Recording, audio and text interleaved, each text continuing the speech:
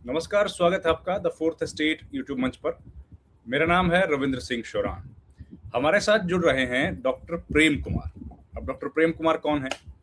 Doctor Prem Kumar वो शख्स हैं जो अपने जीवन का एक दशक, 10 बरस, 10 बरस जो है वो ईरान में लगा के आए हैं।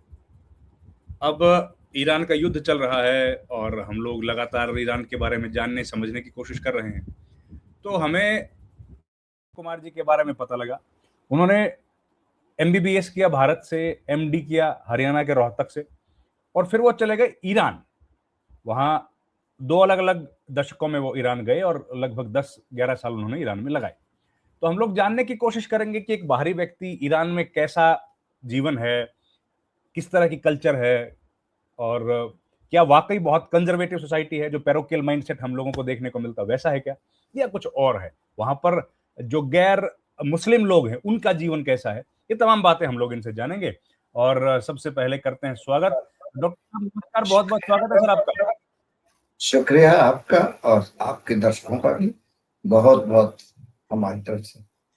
Thank you sir. सर आपने समय दिया, बहुत धन्यवाद आपका। बातचीत की शुरुआत करते हैं। सर आप गए वहां पर, थोड़ा सा वहां की कल्चर के बारे में बताइए, पहले अपने बारे में बताइए सर, ताकि लोगों को समझ आ जाए। मैंने एमबीबीएस और एमडी करने के बाद एमडी एनेस्थीसिया में किया और उसके बाद मैं मार्च 1980 में ईरान चला गया था। गवर्नमेंट ऑफ ईरान की मिनिस्ट्री ऑफ हेल्थ की सर्विसेज थी, दिल्ली से सिलेक्शन हुआ था और वहां चले गए।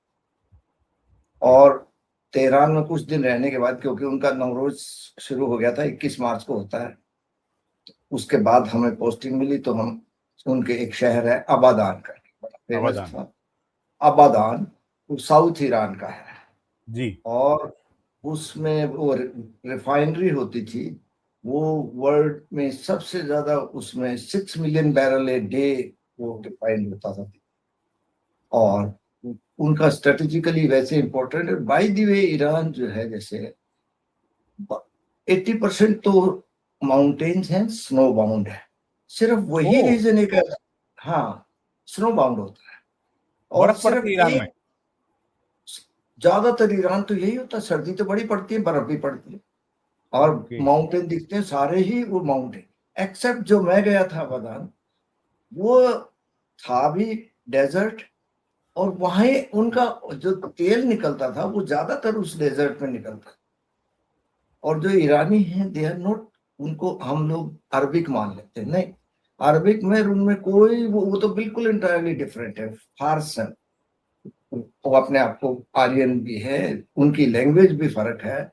दे are not Arabs, they are okay. Faras. ये जो हम जनरली कर लेते हैं, वे अरब में गए थे, नहीं, अरब नहीं है ना, उनकी अरबिक लैंग्वेज है, उनकी फारसी लैंग्वेज है जिनको। फारसी। हाँ, लेकिन हमारे अबादान में वो थोड़ा सा एक्सेप्शन हुआ कि डेजर्ट था। एक वहां की लोकल पॉपुलेशन अरबिक थी, लोकल। सर्विसेज में तो ज्यादातर दूसरे आ जाते हैं, वो कोई बात नहीं होती कहीं की भी। और ऑयल का वो चारों तरफ जो भी थे उनके सिटीज, वो ऑयल प्रोडक्शन में मैं वहीं से होता था। जाने के बाद 6 महीने ही रह पाए हम वहां पे, अच्छा था। उसके बाद तो फिर जैसे मैंने कहा कि भाई, हम इराक वालों का अटैक हुआ, सदाम हुसैन उस टाइम वहां के वो थे। उनकी पुरानी थोड़ी सी रंजिश है ये हिस्ट्री में, अरब्स वर्सेस फारस। तो अच्छा। उनका अटैक सितंबर में हुआ और वो हमारे यहीं से शुरू हुआ। सो मच सो कि भाई हमें तो वो घर भी छोड़ के एकदम निकलना पड़ा, कोई सामान या हमने अपनी डिग्रियां नहीं, वो वहीं रह गई। ओह। बाई द वे हमारा पासपोर्ट मिनिस्ट्री में था, वो बच गया था। अच्छा, तो फिर आप आबादान छोड़ के जब लड़ाई शुरू हुई तो आप लोग कौन से शहर में चले गए? तेहरान। फिर हमें तेहरान गए, क्योंकि वहां से इवैक्यूएशन हो गई थी कि वार है भाई फॉरनर्स को तो ऊपर। वहां तेहरान में फिर मैं 8-9 दिन गुरुद्वारे में रहा। वहां बहुत बड़ा गुरुद्वारा है तेहरान, अच्छा, गुरुद्वारा भी है तेहरान में? बहुत बड़ा गुरुद्वारा, बहुत बड़ा, मैसिव। अच्छा। हम जो भी जो वहां से आए थे इधर उधर से, वो वहां पे रहे और आराम से, वो थोड़ी फैमिलियरिटी भी, नए गए थे, बाहर शुरू हो गया अब। लेकिन इतने में ये जरूर था कि वहां लोग जो भी गए थे पसंद बहुत करते थे, वो हमें और हम उनको। अच्छा। गवर्नमेंट ऑफ इंडिया के 2 हवाई जहाज वहां शायद 7-8 दिन खड़े रहे तेहरान एयरपोर्ट पे कि भाई कोई जाना चाहे वापस तो चला जाए। और बड़े मतलब हम मजाक भी करते थे, वो भी करते थे कि देखो ये हमारी क्रेडिटफुल बात है कि कोई भी आदमी तैयार नहीं हो वो वापस जाने के लिए। उसके बाद उन हवाई जहाजों का क्या हुआ नहीं मालूम, एक भी नहीं गया वहां। अच्छा जी। मतलब हाँ, वो बहुत क्रेडिटेबल चीज थी। अच्छा, वहां बाई एंड लार्ज जो इंडियन होते थे वो डॉक्टर जाते थे ज्यादा। हमारे वन टाइम शायद 8-9 हजार डॉक्टर थे। अच्छा सर। हाँ, ये ट्रेंड शुरू हुआ था 75 में, पहला बैच गया था। उसके बाद हम 80 में भी।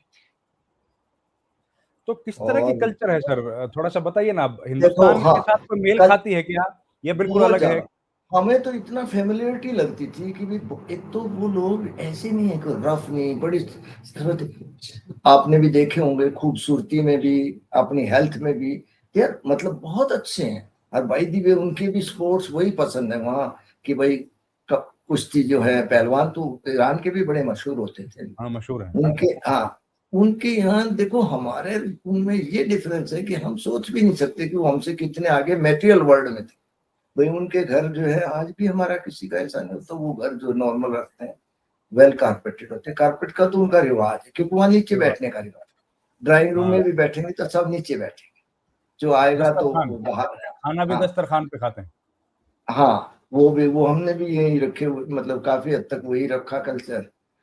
दूसरा एक, वो कभी उन्होंने डिस्क्रिमिनेट, ये कोई सोच नहीं सकता कि हमने कभी भी कुछ सोचा हो कि यार हमारे कोई कोई इतना अच्छा वो नहीं रखते। इंडियन ज्यादातर तो मतलब नॉन मुस्लिम ही थे। अगर वो हम 7-8 हजार थे तो मुस्लिम मुश्किल से 500 भी नहीं होंगे। लेकिन हम्म। हम कोई भी आदमी जो ईरान में डॉक्टर रह चुका है ना, वो कभी ये नहीं कहेगा कि भाई मेरे खिलाफ डिस्क्रिमिनेशन हुआ या मैं सेटिस्फाइड नहीं।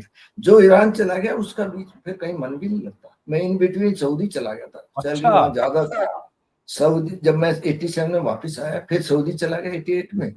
जी। 1.5 सैलरी पाया ना भाई, वहां नहीं, फिर वापस ईरान के लिए। चाहे सैलरी वहां ज्यादा होगी, मैं नहीं कहता, सऊदी अरब में, लेकिन फिर ईरान बड़ा याद आता था तो हम अच्छा वापस सर, रहे। तो एक बात हाँ, बताइए ना, वहाँ क्यों डॉक्टर्स की जरूर कमी है कि इतने डॉक्टर्स क्यों उस बाहर टाइम से थी। आते हाँ, हैं? अच्छा। उस टाइम कमी थी। और शहनशाह का मतलब वो पॉलिसी थी जब 75 में पहली बार गए कि भाई वहां पे डॉक्टर्स की कमी है तो इंडिया से ही बेटर मिल जाएंगे, कल्चरली भी मिलते जुलते हैं, हमारी ओह। आदतें भी, फैमिली, हम भी फैमिली लाइफ पसंद करते हैं, वेस्टर्न उसका इस तरह का नहीं है। दूसरा, हम उनसे मिक्सअप जल्दी हो जाते हैं, लैंग्वेज भी फारसी सीख लेंगे। लिखने में फिर जो मुस्लिम है क्योंकि उनको उर्दू आती है तो वो ज्यादा आसानी रहती है। हमने उनको कभी मिक्सअप, मतलब ये नहीं हुआ कि हाय, मतलब वो खुद ही कहते थे कि कुछ एक लोग वो मानते ही नहीं थे हमें फॉरनर, मतलब मजाक भी हम्म। कर लेते थे। और बिल्कुल एट ईज, भाई बहुत मतलब रिस्पेक्ट तो वही मिली है, बाकी जगह तो शायद पता नहीं, हमें इंडिया में तो कितनी मिली, लेकिन ईरान में रिस्पेक्ट, बहुत अच्छे अच्छा। खुश थे और बहुत मन लगता था। मैं 3.5 साल के बाद एक बार आया था इंडिया में। बीच में अच्छा, छुट्टियों में सात मैं वो, 3.5 साल तो वहीं रहे लगातार। हाँ वो मैं घूम घूम के देखता था, गाड़ी में चला जाता था और फिर अलग अलग शहर, मेरे शौक सा था मिक्सअप होना।